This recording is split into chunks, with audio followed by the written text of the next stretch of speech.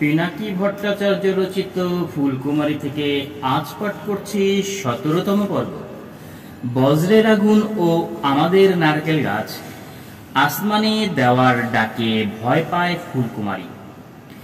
শহর আবারও ঘন অন্ধকারে ঠেকে গেছে, আর বৃষ্টির প্রথম ফোঁটাগুলো জানালা গলে আমার অ্যাপার্টমেন্টে ঢুকতে শুরু করেছে। এখনো পর্যন্ত প্যারিসের বৃষ্টির সাথে বিদ্যুৎ চমকাতে দেখিনি।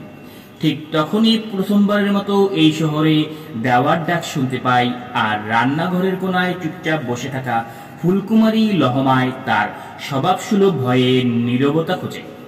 বহমান হাওয়ার চেয়েও দ্রুত পায়ে ছুটে যায় ফুলকুমারী, আর আমি বৃষ্টি ও বজ্রপাতের প্রতিটা লহমায় ঠিক যেমন হয় ফিরে যাই শৈশবে। আবারও দুর্গাপূজা আসছে। বুলবুলি আর আমি পেছনের বারান্দায় বসে দুপুরের খাবার খাচ্ছি।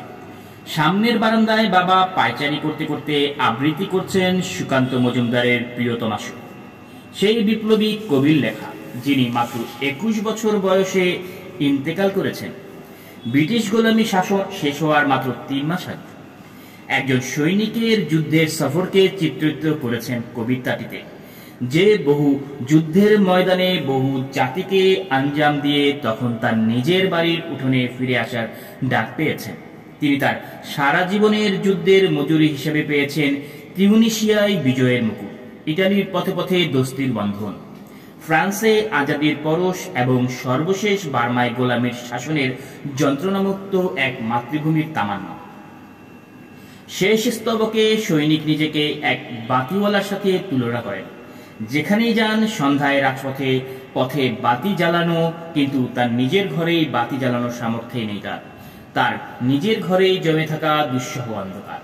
হঠাৎ আমার চোখ বিস্তীর্ণ হয়ে যায়। এক বিশাল উজ্জ্বল শিখা আমার সামনে ঝলকে ওঠে। আমি পোড়া গন্ধ টের পাই, কিন্তু আমি সম্পূর্ণ অন্ধকারে কয়েদ হয়ে পড়ে আছি। এক অদ্ভুত ঝনঝন শব্দ ছাড়া আর কিছুই শোনা যাচ্ছে না। আকাশ চেরা শব্দে চিৎকার করে ওঠে বুলবুলি। সেই শব্দ অন্ধকার ছেদ করে হুঁশে ফিরিয়ে আনে আমাকে। আমি দেখি মা রান্নাঘর থেকে আমাদের দিকে ছুটে আসছে।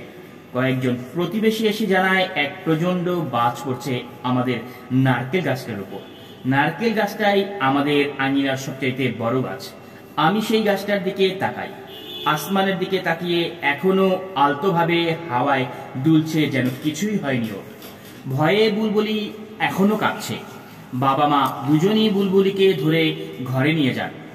মা পুরনো তেঁতুল পানিতে গুলিয়ে বুলবুলিকে খাওয়ায়। আকাশে চাঁদ উঠেছে, সবকিছু আলোকিত হয়ে উঠছে।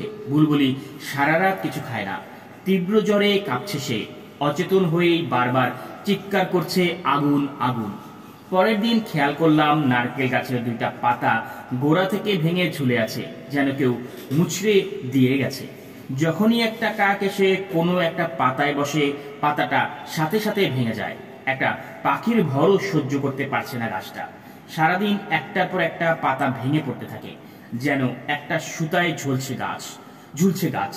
আমাদেরকে হেফাজত করতে দূরের আসমানের মেঘে মেঘে তৈরি হওয়া বজ্রের বিদ্যুৎ নারকেল গাছটা একাই বহন করেছে। আর মুহূর্তে ইন্দ্রের সেই হাতিয়ার গাছটাতে তার সমস্ত শক্তি খরচ করে আশ্রয় নিয়েছে পৃথিবীতে।